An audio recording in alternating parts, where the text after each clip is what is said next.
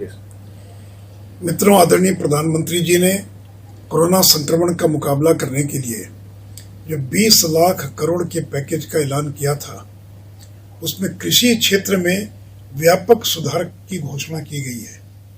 विशेष करके जो हमारे किसान हैं, आज देश के अधिकांश राज्यों के अंदर किसान अपने उत्पाद को बेचने के लिए मंडी के अंदर बाध्य है और वहाँ पर जो लाइसेंसधारी होती है उन्हीं को वो बेचना पड़ता है, उसका एक शुल्क भी उनको देना पड़ता है। और भारत सरकार ने यह अनुशंसा की है कि राज्य अपनी एपीएमसी एक्ट यानी बाजार समिति जो एक्ट है उसमें संशोधन करें ताकि किसान को, लाइसेंसधारी को ही अपना उत्पाद बेचने की बाध्यता न रहे। वो जिसको चाहे, जहां चाहे और जिस कीमत पर चाहे बिना शुल्क के अपना उत्पाद बेच सकता है। तो मित्रों, मुझे बताते हुए प्रसन्नता हो रही है कि बिहार देश का पहला राज्य है जिसने आज से करीब 14 साल पहले जो बाजार समिति एक्ट था, जिसको एपीएमसी एक्ट के नाम से जाना जाता है, हम लोगों ने राजद कांग्रेस के भारी विरोध के बावजूद बिहार के अंदर बाजार समिति कानून को ही खत्म कर दिया था और जिससे हम लोगों को 70 करोड़ की आमदनी होती थी। उसके बावजूद हम लोगों ने एपीएमसी एक्ट को समाप्त किया और उसी का परिणाम है कि बिहार के अंदर किसी किसान को अपनी फसल, अपनी सब्जी, अपने फल, अपने उत्पाद वो जिसको चाहे बेच सकता है। किसी लाइसेंसधारी को बेचने की बाध्यता नहीं है, ताकि कोई बाजार समिति शुल्क भी उसको देने की आवश्यकता नहीं है। इसलिए हम लोगों ने भारत सरकार को ये कहा है कि बिहार ने तो ये पहले ही इसको लागू कर दिया है और मित्रों, इसी का परिणाम है कि आज बिहार में आईटीसी जैसी कंपनी ये बिहार में 1 लाख मैट्रिक टन गेहूं की खरीद कर रही है और इस कोरोना संक्रमण के दौरान, लॉकडाउन के दौरान भी 20,000 मैट्रिक टन गेहूं की खरीद कर चुकी है।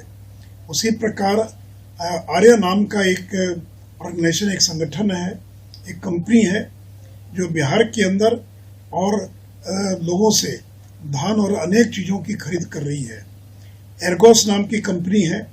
इस कंपनी ने बिहार में 69 अपने गोदाम बनाए हैं, वेयर हाउसेज, जहाँ करीब 38,000 मैट्रिक टन अनाज का भंडारण किसान कर सकते हैं।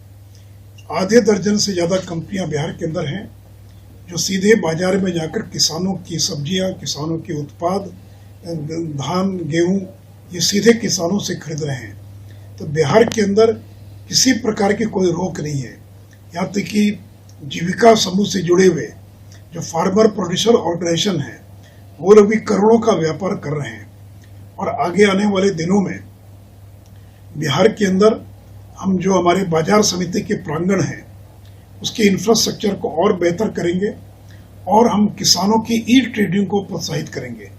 यानी बाजार समिति प्रांगण में इलेक्ट्रॉनिक डिस्प्ले होता रहेगा कि उनके सामान की किस देश के किस हिस्से में उसका क्या मूल्य है और हमारे किसान ई ट्रेडिंग का लाभ उठा सकेंगे।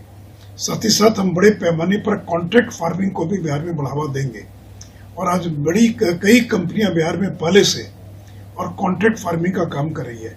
यानी जो कंपनी है वो उनको बीज, खाद आदि उपलब्ध कराएगी और उसको ये निश्चित करेगी कि उसके उत्पाद को वो उचित मूल्य पर खरीदेगी।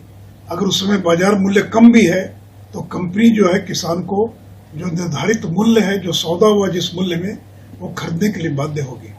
इसलिए मित्रों, बिहार ने पूरे देश को एक दिशा दिखाने का काम किया है।